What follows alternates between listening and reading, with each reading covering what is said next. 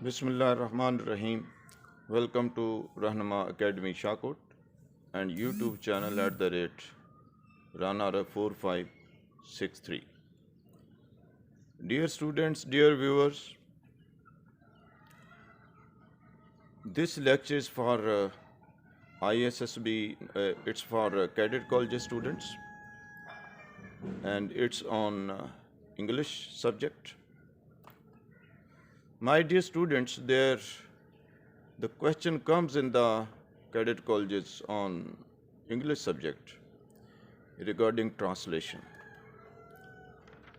Translation you have to do in both the way from English to Urdu and from Urdu to English.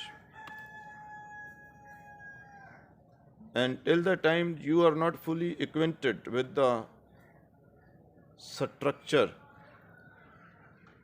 in Urdu sentences and in English sentences, you cannot correctly and easily translate from English into Urdu or from Urdu into English. So in the previous lecture, I talked about the parts of speech. Today, I tell you about the tenses. If you basically see the division of tenses, so they can be divided into main three categories: present, past, and future. If we talk about in general context, normally the scholar and the people who have rich knowledge, they often I have heard talking them that past is not in our hands, but we can do something the time which is at our disposal, mean the present, and we can plan for incoming time, that is the future.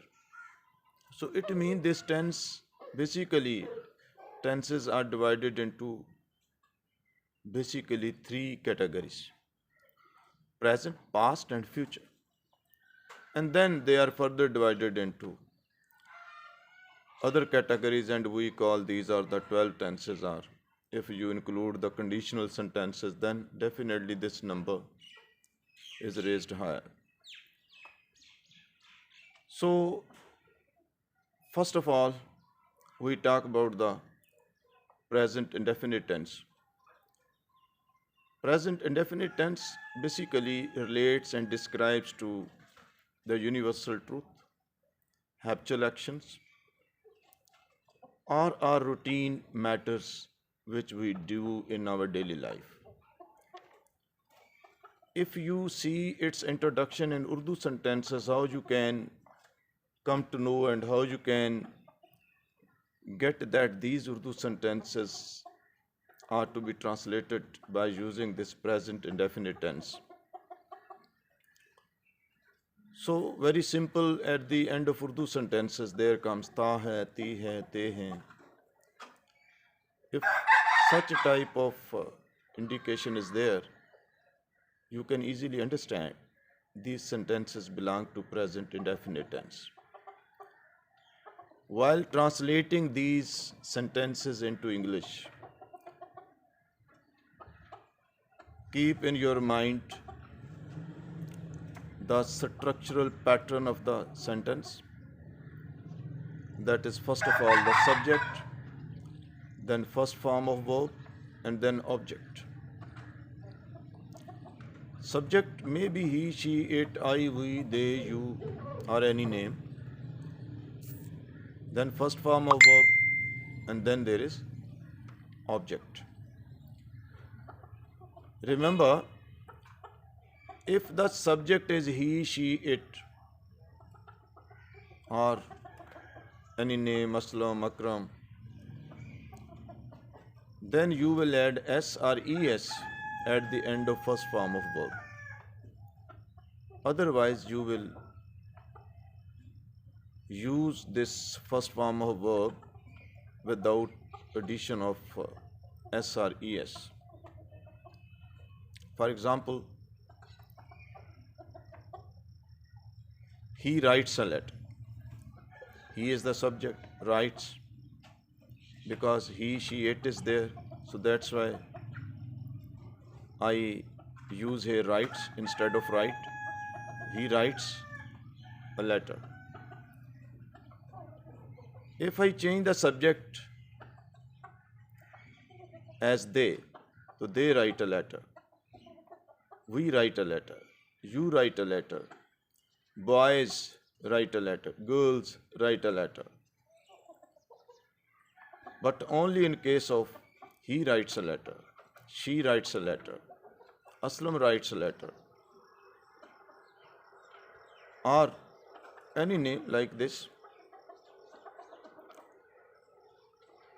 When you will change these sentences into negative, so we use do not, does not. Rest of the pattern of the sentence will be the same. In structural pattern will be the same.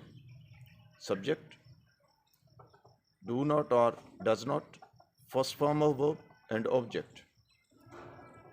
In negative sentences, there is no addition of s or es at the end of first form of verb. In any case, whether it is he, whether it is she, whether it is they or you or we. So he writes a letter. He does not write a letter. They write a letter. They do not write a letter. Then interrogative pattern. Rest of the pattern is same. At the beginning of the sentence, we use do or does, then subject, first form of verb, object, and interrogative sign. Do they write a letter? Does he write a letter?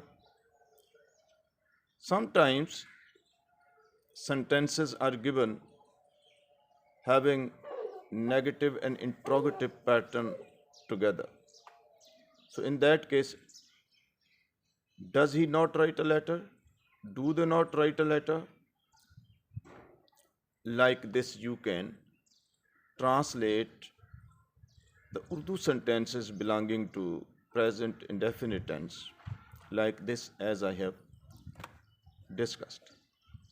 Detailed exercises have been given on our Facebook group. The group is named ISSB Initial and Cadet Colleges Anti-Test Preparation. You can join that group and you can enjoy lots of sentences there, Urdu sentences, English sentences of each and every tense, and you can practice a lot. Then we talk about the present continuous tense. At the end of Urdu sentences, raha hai, rahi hai, rahe hain. This is what the indication you can see at the end of Urdu sentences. Having the same pattern of the structure.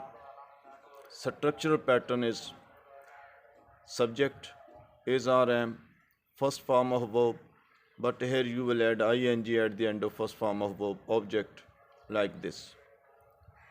Then definitely he is writing a letter, they are writing a letter, you are writing a letter, I am writing a letter. So like this, you can easily understand whether with I you are using is or am. In case of they, you are using are or is.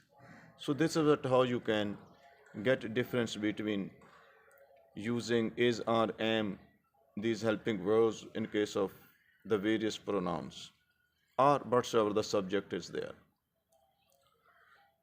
To change these sentences into negative pattern, subject and then is not, am not, are not, rest pattern is the same, first form of verb, adding ing at the end, object.